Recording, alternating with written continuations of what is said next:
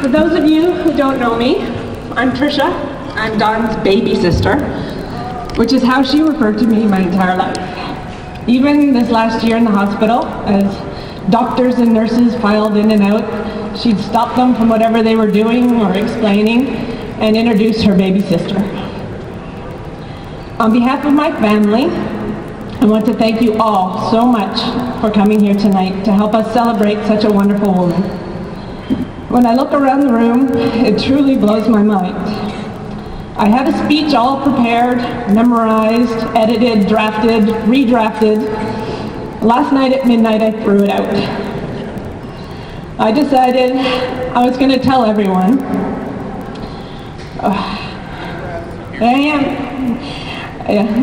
how wonderful she was, to give stories, to talk about her generous spirit, how even in the end she gave the gift of sight to someone who needed it.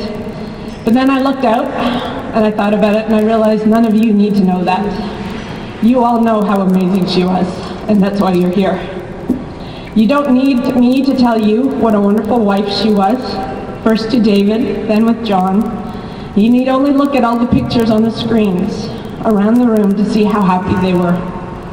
The places they traveled, the food they ate, the wine they drank, the friends and family they laughed with. She lived an amazing life. An all too short life, but an amazing one. She lived it fully. Thank you, John, for giving her that. I don't need to tell you what a loving mother she was. Doug and Dan, she cherished you. She was so proud of you and talked about you constantly. Austin and Owen, she welcomed you into her life wholeheartedly. She always said when she talked about her family that she had 4 boys. As a daughter and a sister, she's irreplaceable. She's left a huge hole in her family. But I'm hopeful with time and memories, it will begin to repair. I hope to take from her strength and her positive outlook on life. Oh, I can't see the paper anymore.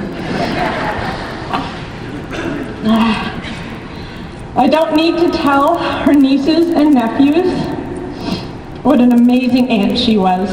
She was so generous, never missed a birthday or Christmas. She loved to spoil them. But mostly, she loved to fill them with sugar and pop, teach them bad habits, and send them home. I know, that was payback. I may have done that to Dan and Doug. But I was a teenager. I don't need to tell her cousins, aunts, and uncles how caring and supportive she was.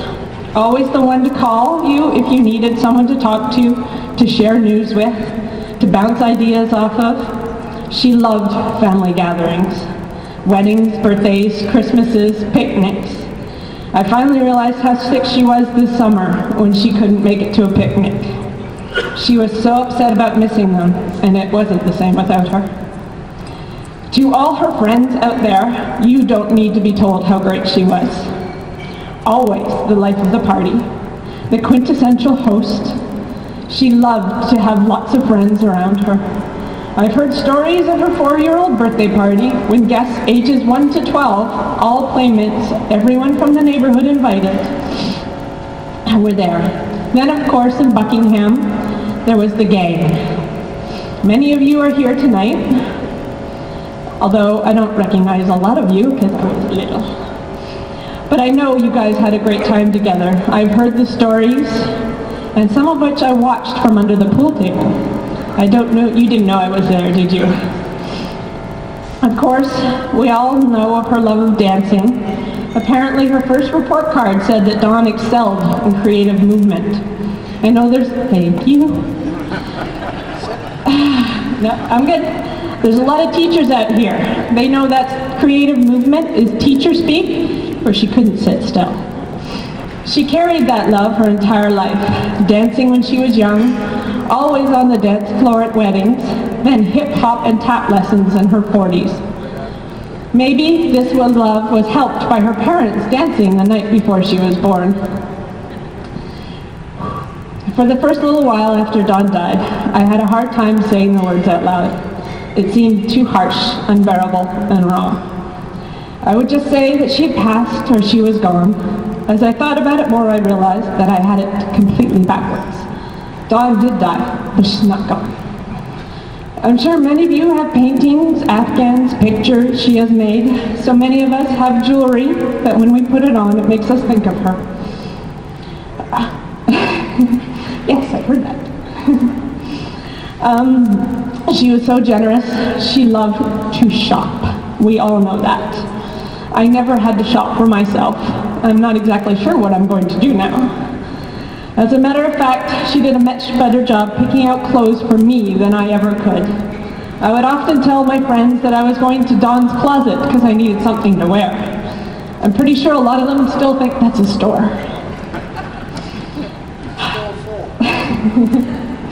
Haven't been there recently. Many of us have finished, refinished, and even unfinished projects and furniture from her. Stuff I borrowed, stuff she loaned me, stuff that haven't left my house. There isn't a room in my house that doesn't have a touch of Dawn in it. So she will never be gone, never forgotten. In closing, I'd like to share with you a poem that Sean found for me that makes me think of her. I give you this one thought to keep. I'm with you still, I do not sleep. I am 1,000 winds that blow. I am the diamond glints on snow. I am sunlight on ripened grain. I am the gentle autumn rain. When you awake in the morning's hush, I am the sweet uplifting rush of quiet birds in circled flight, of the soft stars that shine at night. Do not think of me as gone. I am with you still in each new dawn. And I'm sure all of you found the bar. So I want you to grab your drinks and join me in a toast. To a wonderful wife, I'm spilling, to a loving mother, to a beautiful daughter, to an amazing aunt, to an exceptional cousin and a special niece, to a truly wonderful woman, to my big sister. Stop.